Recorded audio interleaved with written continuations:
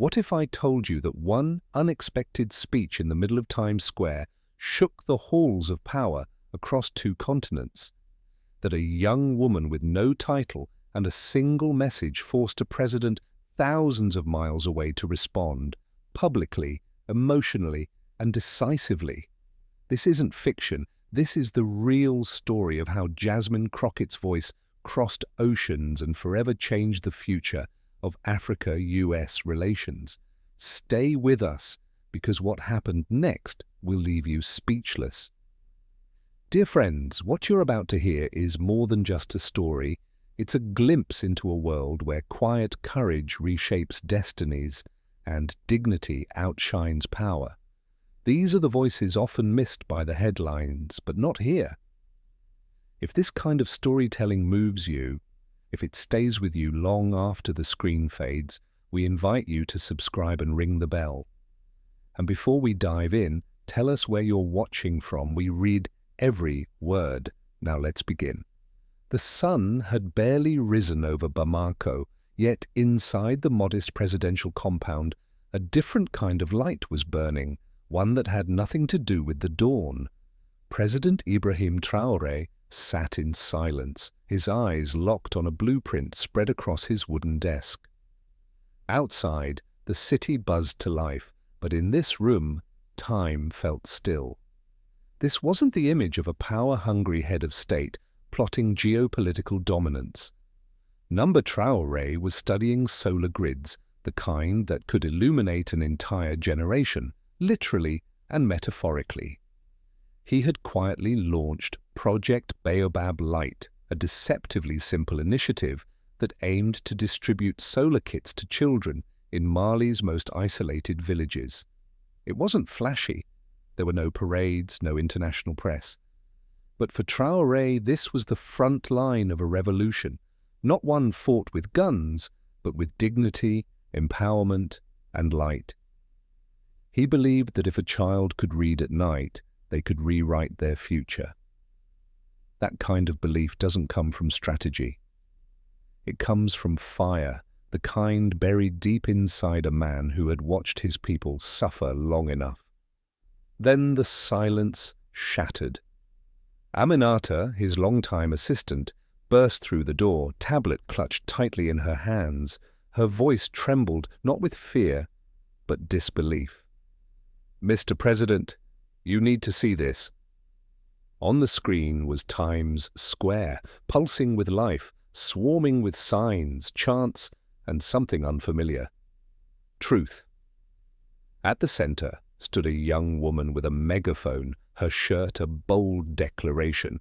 Africa doesn't need heroes, it needs partners. Her name, Jasmine Crockett. Her voice, unshakable. Her words, almost stolen from Traoré's own speeches.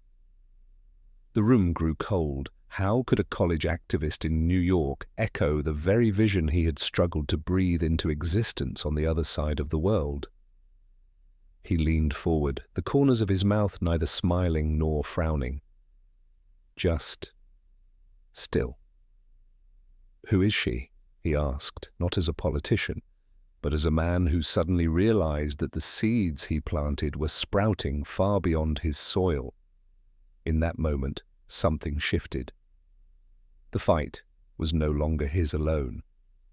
And what he saw next would shake everything he thought he knew about power, purpose, and the reach of a single voice. Times Square had never seen anything quite like it. Beneath the cold steel glow of its digital towers, amid the thrum of traffic and hurried lives, stood a single voice that would pierce the noise: Jasmine Crockett. Her fists trembled slightly around the megaphone, but her voice did not. She wasn't just speaking, she was summoning something larger. Before her, a crowd of faces, black, white, Latino, Asian, stood shoulder to shoulder, held captive not by spectacle, but by truth. "Africa doesn't need heroes, it needs partners," she said, her eyes locked not on the camera crews or the reporters, but on the people. It wasn't a slogan, it was a wound laid bare. the kind that runs through generations, through boardrooms and classrooms, through every well-meaning policy that forgot to listen. Jasmine wasn't angry, she was resolute. Her voice didn't shout, it carved. And in that moment, something stirred across the country, deep and immediate. Jasmine Crockett had been a sociology student in Chicago, raised by her grandmother who used to whisper stories of Malcolm, Maya, and Mandela. But none of her lectures or protests had prepared her for what would come after that day. Within hours, her speech was everywhere: Twitter, TikTok, Instagram Reels, each share igniting more than just algorithms. It ignited conscience. A high school teacher in Atlanta paused her lesson to show the clip. A community group in Oakland replayed it during a town hall. A senator in Detroit posted it with a single caption: "She's right." But the flood was more than digital. Young people began organizing under a new banner: Respect African Autonomy. Pop-up teach-ins sprouted in New York cafes, college libraries, and church basements. Artists painted murals of Jasmine alongside the word partnership. Veterans of past movements reached out to guide her. And yet, through it all, she remained grounded. "I didn't go to that square expecting to change the world," she told a friend. "I just wanted to tell the truth loud enough that it couldn't be ignored." It wasn't loudness that made her heard, it was clarity. And what no one, least of all Jasmine, expected was that her voice would cross oceans, break past borders, and awaken something in a distant president watching from a room in Bamako. In the heart of a village just outside Bamako, where the red earth meets the horizon and the air carries the scent of mango trees, a crowd gathered, not for ceremony, but for connection. A single camera sat perched atop a wooden tripod, live streaming to a world far beyond its dusty borders. President Ibrahim Traoré stood before the crowd, not behind a podium, but among the people. His voice, always calm, held a new gravity. Today was different. He began not with policy or statistics, but with gratitude. "There is a voice," he said slowly, "that traveled across an ocean and reached us, not with power, but with honesty. Jasmine Crockett, we hear you." The crowd fell into stillness, listening as if history itself were being written. What followed wasn't just a speech, it was a declaration of shared dignity. Traoré spoke of Mariam, a bright-eyed girl in the village who could now study at night thanks to the solar panel fixed above her home. Her dream of becoming an engineer, he explained, wasn't born from Western aid. It was born from belief, from the kind of belief Jasmine reminded the world was possible.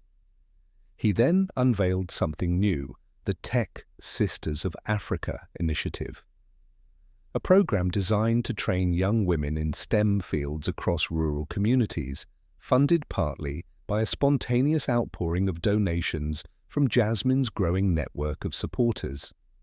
What had started as a solitary voice in Times Square was now becoming a mechanism of real, tangible change.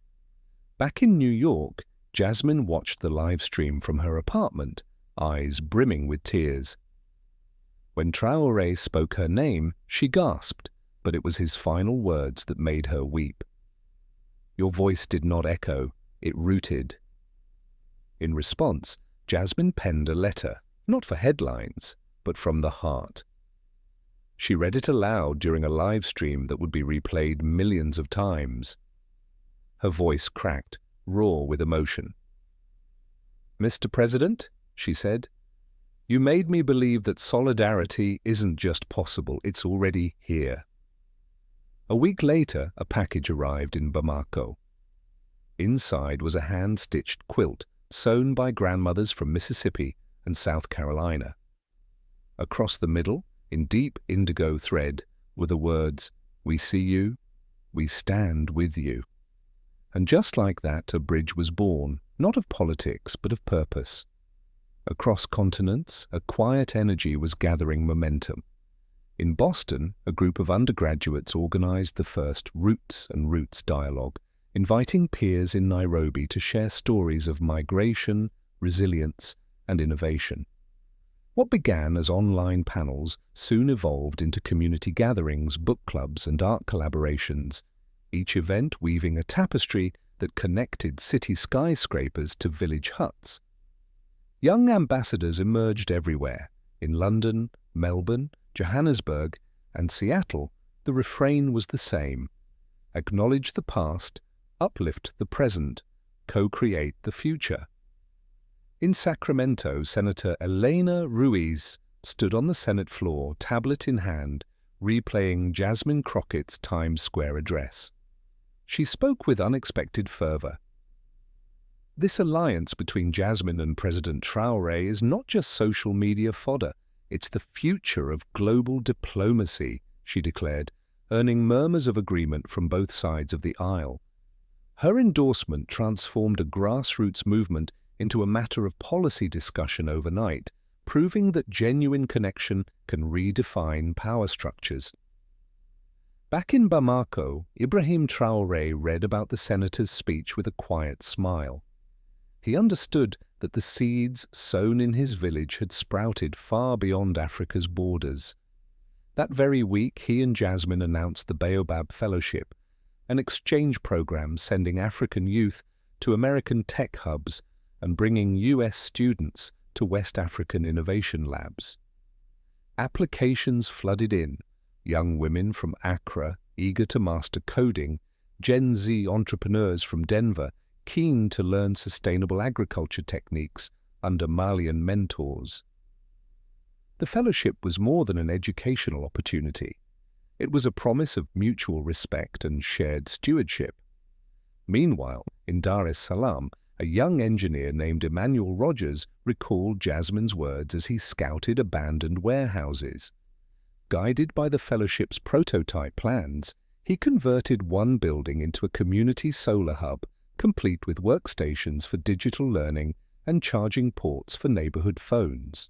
Locals who once fled darkness at sundown now lingered into the evening, studying, collaborating, and dreaming together. Emmanuel's success became a beacon, inspiring similar projects in Uganda and Ethiopia. Jasmine's personal journey reached a poignant moment when she stepped onto Gorée Island off the coast of Dakar. Walking the narrow paths where enslaved ancestors once walked in chains, she felt tears blur the ocean view. It wasn't only history that had anchored her. It was the hope of generations now lighting up classrooms and villages across Africa.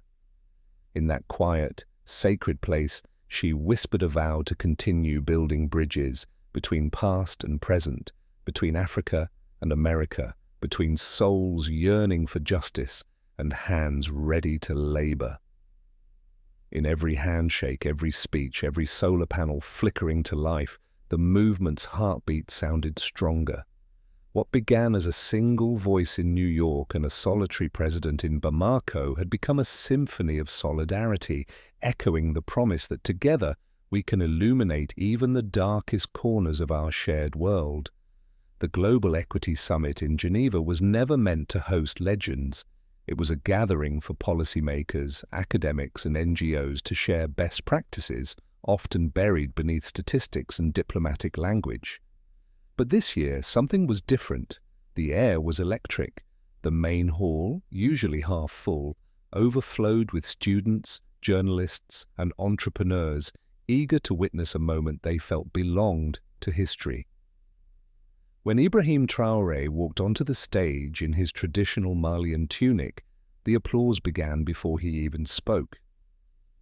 But it was Jasmine Crockett's entrance that turned the room silent, reverent. She wore no title, no official role, only the quiet certainty of someone who had turned words into action. Standing beside each other, the two didn't deliver a speech. They delivered a vision. Together, they unveiled the Kindness Labs, a global initiative that would create small-scale innovation centers in underserved neighborhoods across Africa and America.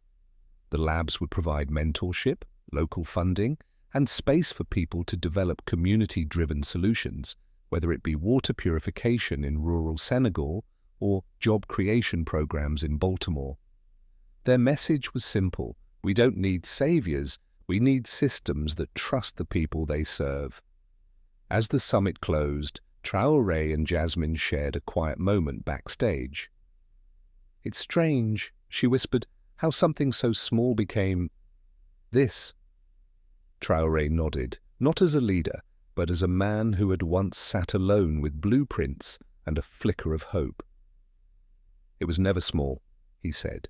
"Kindness never is." The following week, back in Memphis, a boy named Deshaun, just 9 years old, sent a letter addressed to Project Baobab.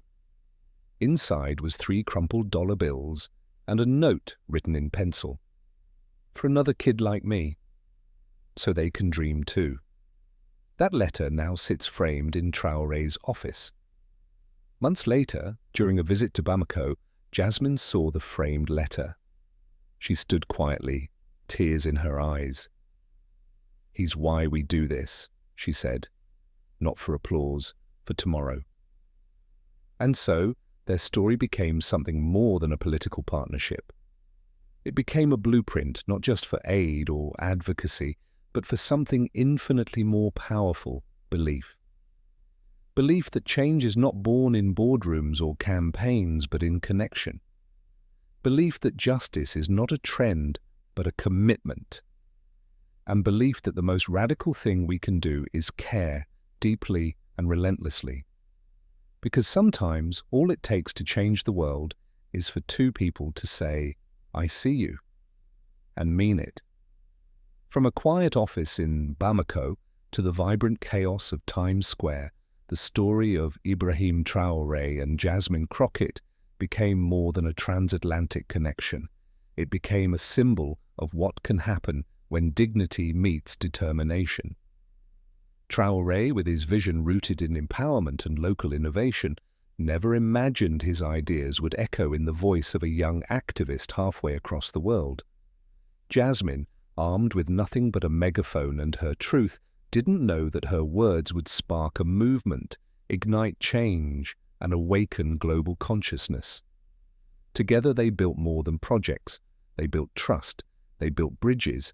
Their shared belief in community-driven solutions, in grassroots leadership, and in respect over rescue inspired a wave of action that swept through schools, governments, and living rooms alike.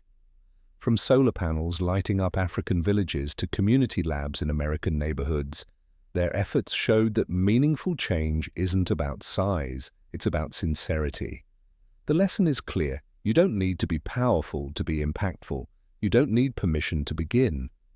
In a world overwhelmed by crises, it's easy to believe that nothing we do matters. But Traoré and Jasmine remind us that even a single voice, spoken with conviction, can echo across continents. The real revolution starts not in palaces or protests, but in the courage to care deeply and the willingness to act with integrity. So ask yourself, where can your voice make a difference today? Here's a quick question for you. What was the name of the initiative created to connect American and African communities through innovation labs? A. Tech Bridge Global. B. Kindness Labs. Comment A or B below. And we'd love to know what part of this story inspired you the most. Share your thoughts in the comments so others can reflect and be inspired too. If you enjoyed this story, don't forget to subscribe to the channel for more content that empowers, inspires, and connects us all. Your support helps us keep telling the stories that truly matter.